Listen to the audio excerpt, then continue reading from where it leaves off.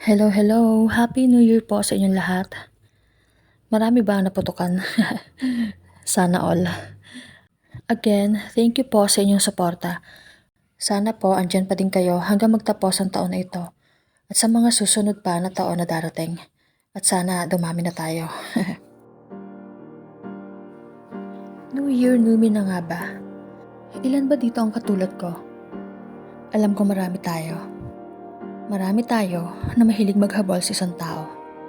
Na kahit alam naman na natin na niloloko na tayo, pinaglalaruan ay eto pa rin tayo. Habol pa rin tayo ng habol. Pilit na ipinipilit kahit nahihirapan na. Kahit hindi na masaya. Ako nga po pala si Dance, isang butch at masasabi kong pagdating sa pag-ibig ay ibinuhos na ata sa akin lahat ng kamalasan. Sa edad kong 37 ay nagkaroon ako ng 3 girlfriend. Yung una ay tawagin na lang natin si Ana. Naging kami ni Ana nung nasa college pa lang ako. Classmate ko siya. Maayos naman ang naging relasyon namin. Siya ang first love ko at akala ko siya na ang magiging forever ko. Ganoon naman ata talaga pag first time ka nagkaroon ng karelasyon. Akala mo palagi na lang masaya. Yun bang puro kilig lang? Never na pumasok sa isip ko na magbabago ang ihip ng hangin sa aming dalawa. Kaka 1 year lang namin na magsimula siya magbago. Hindi na siya ganun kaklingi na isa sa mga gustong-gusto kong ginagawa niya sa akin. Bigla din siya naging tahimik. Yung para bang wala na siyang gana pag ako ang kasama niya. Napapansin ko kasi na sa akin lang siya ganon. Pag kasi friends ang kasama niya ay madaldal pa din siya. Pero pag ako, biglang tahimik na siya. Ayaw na din niya na hahalikan ko siya. Parang bigla siya nandiri sa akin. Dahil sa mga napupuna akong pagbabago, kaya naisipan ko siyang kumprontahin. Pumunta kami sa lugar na madalas naming puntahan at doon kami nag-usap ng masinsinan. Nung una ay hindi pa niya maamin hanggang sa napilit ko na siya. Doon ay ipinagtapat niya na nai-inlove na siya sa iba. Ang masakit pa nito ay isa din naming kaibigan na Les. Hindi pa naman daw sila pero mas mahal na daw niya yun. Nang oras ding yon ay nakipaghiwalay siya sa akin. Hindi ko yun tinanggap. Sinabi ko sa kanya na ayusin namin ang relasyon namin. Babaguhin ko kung anong mali sa akin. Lahat ng ayaw niya sa ugali ko, babaguhin ko para sa kanya. Lumuhod pa ako sa harap niya, wag lang niya akong iwan. Nakita ko na lang ang sarili ko na mag-isang umiiyak ng araw na yon. Simula nun ay iniwasan ko na yung friend naming Les. Galit na galit ako sa kanya dahil sa pang-aahas niya pero di ako sumuko sa ex ko. Araw-araw ko siyang nililikawan. Kung ano-ano ang binibigay ko sa kanya kahit hindi niya tinatanggap. Sinasabihan na nga ako ng iba naming kaibigan na itigil ko na daw dahil sinagot na daw ni Ana yung ahas. Pero hindi ko sila pinakinggan. Lalo ko pang kinulit si Ana hanggang sa dumating kami sa point na nagkasakitan na kami ng ahas. Doon ako biglang natauhan. Habang nakaharap ako sa salamin at tinititigan ng mga pasa sa buong katawan ko ay napaisip ako. Bakit ko nga ba pinipilit yung taong ayaw na sa akin? Wala naman ang silbing pinaglalaban ko dahil si Ana na mismo ang umaayaw. Hindi ko din makakalimutan yung sinabi sa akin ni Ana matapos akong bugbugin ng ahas. Tigilan mo na ako, Dance. Hindi na kita mahal. Isaksak mo yun sa kokote mo. Masasaktan ka lang ulit pag pinilit mo pa. Sobrang sakit. Sobrang sakit palang madinig ang mga salitang yon. Lalo na pag yung mismong minahal mo ng sobra ang magsasabi sa'yo. Habang sinasabi yun sa akin ni Ana ay wala na akong makita na kahit konti pagmamahal sa mga mata niya para sa akin. Paunti-unti ay natutunan ko ding tanggapin ang ginawa sa akin ni Ana at ni Les. Salamat din sa akin mga kaibigan dahil sila ang tumulong sa akin para mag-heal. Lalo na si Karen. Friend ko si Karen at siya yung laging nandyan tuwing malungkot ako. Siya yung madalas mag-comfort sa akin at never niya akong iniwan. Siya ang naging dahilan kung bakit mabilis ako nakalimot. 4 months after ng breakup namin ni Ana ay nagkamabutihan kami ni Karen. Para ako naka-jackpot. Mas clingy si Karen, mas sweet, mas maalaga at mas maganda. Sabi ko nga sa sarili ko bakit hindi na lang si Karen ang niligawan ko dati. Mas okay si Karen kesa kay Ana sa lahat ng aspeto. Masasabi kong napakaswerte ko kay Karen. Sa kanya ko naranasan lahat-lahat. Medyo SPG pero sa kanya ko natutunan ang iba't ibang posisyon at saka napakabango niya. If you know what I mean. Isa yun sa dahilan kung bakit lalo akong nabaliw kay Karen. Halos sambahin ko siya dahil doon. 4 years na kami ni Karen nang ipakilala niya ako sa pamilya niya. Gusto na kasi namin maging legal na sana sa kanyang pamilya. Sa kasamaang palad ay hindi nila ako tanggap. Hindi daw nila ako matatanggap dahil lalaki daw ang gusto nila para sa kanilang unika iha. Akala ko katapusan na para sa amin ni Karen. Pero hindi. Pinaglaban niya ako. Mas pinili niya ako kaysa sa pamilya niya. Nagsama kami. Lalo akong humanga kay Karen dahil sa ginawa niya. Hindi ko kasi in-expect na ako ang pipiliin. Oo, nalulungkot ako sa pagsuway ni Karen sa kanyang mga magulang. Pero mas nangibabaw yung saya ko na ako ang pinili.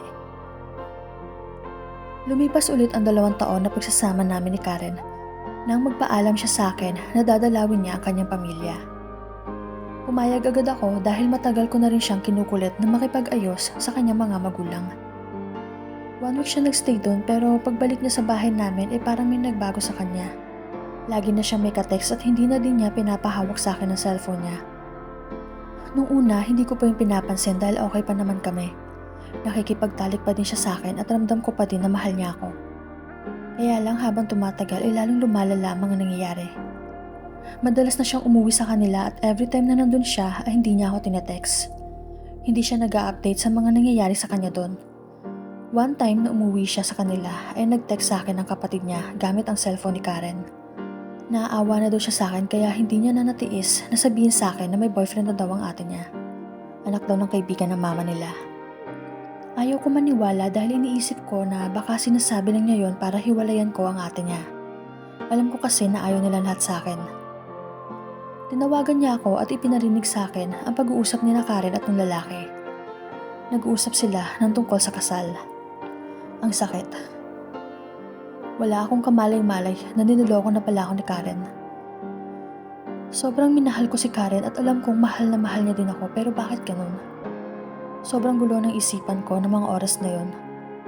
Gusto ko siyang puntahan sa kanila kaya lang para mag-eskandalo. Wala akong laban kung susugod ako doon. Nang gabi na yon ay hindi ako nakatulog. Iyak lang ako ng iyak. Malino na sa akin ngayon kung bakit lagi siyang may ka-text at kung bakit lagi na siyang umuwi sa kanila. Pero ang malaking question mark ay bakit niya yung nagawa sa akin. Okay naman kasi kami. Sa 6 years na magjowa kami ay hindi naman kami madalas mag-away. Linggo ng hapon nang umuwi siya sa amin. Ganun pa din siya. Parang wala lang. May pasalubong pa nga siya sa akin na pizza. Paborito ko. Hindi ko siya iniimikan. Ni hindi ko pinansin yung pasalubong niya. Nakaupo lang ako sa kama nang lumapit siya sa akin. Hinalikan niya ako at niyakap at sinabi na na-miss daw niya ako. Kinuha niya yung kamay ko at inilagay sa dibdib niya habang patuloy niya akong hinahalikan. Sabi ko wala ako sa mood pero hindi niya pinansin ang sinabi ko. Itinuloy lang niya ang ginagawa hanggang sa bumigay na din ako. Nang matapos kami, iniyakap niya ako na mahigpit at sinabi na mahal niya ako na kahit anong mangyari, lagi ko pa ding iisipin na ako ang mahal niya. Doon na sumabog ang emosyon ko na kanina ko pa itinatago. Unti-unti nang tumulo ang masaganang luha sa aking mga mata. Nakita ito ni Karen. Parang alam na niya ang dahilan. Lalo pa niya ako niyakap at hinalikan ako sa aking pisngi. Paulit-ulit niya sinasabi na mahal niya ako habang siya ay umiyak na din. Bumangon ako at naupo. Tinanong ko siya kung ano ang mga nangyari sa pag-uwi niya sa kanila. Wala siyang pagdadalawang isip na isiniwalat sa akin lahat-lahat. Simula sa umpisa hanggang sa huli. Napilitan lang daw siya dahil yun ang kahilingan ng kanyang mga magulang. Ang gusto niya, kami pa din kahit pa ikakasal na siya. Gusto niya akong gawing kabit kahit ako naman ang nauna. Sa sobrang pagmamahal ko sa kanya at sa takot kong maging mag-isa ay pumayag ako. Pero doon na rin nag-umpisa na gumulo ang relasyon namin. Simula na ikasal siya ay sobrang minsan na lang kami magkita. At tuwing may nangyayari sa amin ay hindi maalis sa isip ko na posibleng ginagalaw din siya ng asawa niya. Yung dati na ako lang ang nakakatikim, ngayon ay 2 na kami. May kahati na ako. Natutulala ako at madalas na nag-iisip tuwing hindi ko siya kasama o kausap. Hindi na ako masaya pero hindi ko kaya makipaghiwalay. Hindi ko kayang mawala siya sa akin. Pinilit ko na lang natanggapin ang sitwasyon kahit pa sobra na ako nasasaktan. Tumagal din ng 2 years ang pagiging kabit ko hanggang sa siya na mismo ang nakipaghiwalay sa akin sa kadahilan ng buntis na siya. Magkakapamilya na daw siya kaya gusto niya nang itama ang mga mali niyang ginagawa. Naiwan na naman ako mag-isa. Hindi ko na naman alam kung paano ako magsisimula. Nasanay na akong kasama si Karen. May mga time na parang gusto ko na lang na maglaho para maibsan yung sakit na nadarama ko pero naisip kong mali yun. Nag-resign ako sa trabaho at umuwi na sa aming probinsya. Doon ay nagtayo ako ng negosyo. Araw-araw ako nagpaka-busy hanggang sa unti-unti ko na nakalimutan si Karen. Masaya naman ako sa negosyo ko pero parang may kulang pa din talaga. Namimiss ko na magkaroon ng minamahal. Yung feeling na may isang babae na nagpapasaya sa'yo. Yung feeling na masarap gumising sa umaga dahil meron kang inspirasyon. Nakakamiss. Isang araw habang nakaupo ako sa shop namin ay napadpad ako sa isang group sa Facebook. Ang dami ko nakita doon na single na naghahanap ng kaibigan at ka-chat. May isa doon na nakakuha ng atensyon ko. Tawagin na lang natin siyang Ninya. Taga Pangasinan. Sinubukan ko siyang i-chat upang makipagkaibigan. Nakipagkilala ako at hindi naman ako nabigo dahil nag-reply din naman agad siya. Sobrang okay siyang kausap kaya mabilis ko siyang nakagana ng loob. Mabilis talaga ang pangyayari dahil 1 month pa lang kaming magkausap ay naging kami na agad. Naging masaya naman ako dahil kay Ninya. Hindi ganun kaunlad ang buhay ni Ninya. Meron siyang maliit na tindahan at hindi sapat ang kanyang kinikita para sa pang-araw-araw nilang pamilya. Dumagdag pa sa problema nila ang biglaang pagkakasakit ng kanyang nanay na kinakailangan ng agarang operasyon. Dahil sa awa at pagmamahal ko kay Ninya, ay nagpresenta ako na tutulong ako sa gastusin nila sa ospital. Malaki din naman ang kinikita ko sa akin negosyo, kaya hindi problema sa akin ang pera. Sa awa naman ng Diyos ay umayos ang kalagayan ng kanyang ina, pero simula noon ay madalas na ako nagpapadala ng pera kay Ninya. Madami daw kasing gamot na kailangang inumin ng kanyang nanay. Maintenance na at hindi daw niya kayang tustusan yon. Dumating ang ika-6 na buwan namin ni Ninya. Ganun pa din. Hindi ko na mabilang kung gano'n na karami ang ipinadala ko sa kanya na pera. Ayos lang naman sa akin dahil para din naman yun sa nanay niya at saka mahal ko si Ninya. Nagpaplano na nga ako na dalawin siya sa Pangasinan. Gusto ko siyang sorpresahin at plano ko din na mag-propose na sa kanya.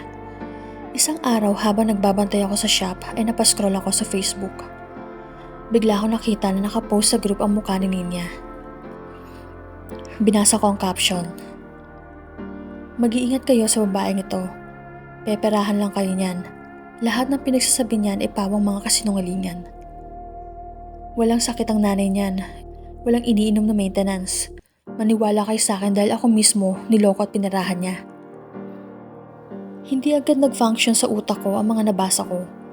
Nang mapagtanto ko kung ano mga nangyari ay agad akong tumungo sa messenger para i-chat sana si Ninya. Ikinagulat ko na hindi ko na siya ma-chat. Blinak na pala ako ng gaga. Certified manloloko pala si Ninya dahil madami pala kami na pinarahan niya. Lahat kami ay nakablock na sa kanya. Naglaho siya na parang bula. Sa kagustuhan ko na makahanap ng bagong mamahalin ay ito na pala ako. Pero pasalamat pa din ako dahil maaga kong nalaman ang tungkol sa kanya.